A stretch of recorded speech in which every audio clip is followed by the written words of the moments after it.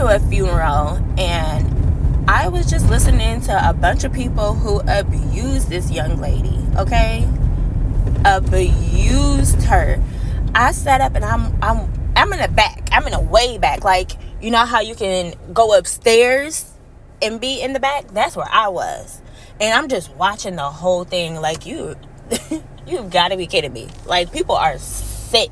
People are really sick.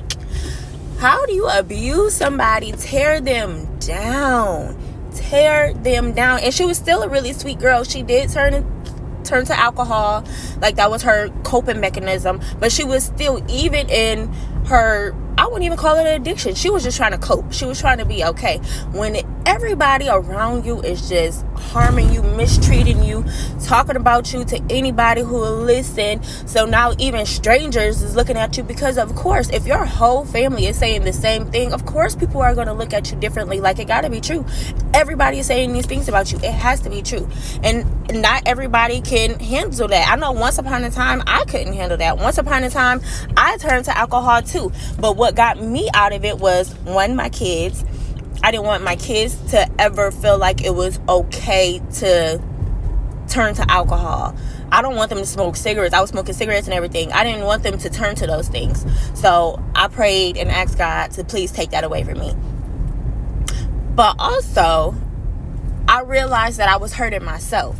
It's like all these people are hurting me, and now I'm using this as an escape, but now I'm hurting myself.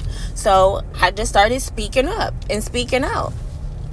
And I felt like, how do you get to do all of these things, say all of these things, harm me, abuse me, pay people to come and pretend like they like me just so they can betray me? How do you get to do all of these crazy, evil, toxic things and then turn around and say, you need help, you need to go to therapy, something's not right? No, something's not right with you. You're the one who's doing all of these things. You're the one who's doing all of these horrible, evil things. These horrible, unthinkable things. Some of the things that have happened, it's just like, how do you even form this in your mind? Like, what? But then we'll turn around and be like, you need therapy. If something's not right, you need to go talk to a therapist. No, you need to go talk to a therapist.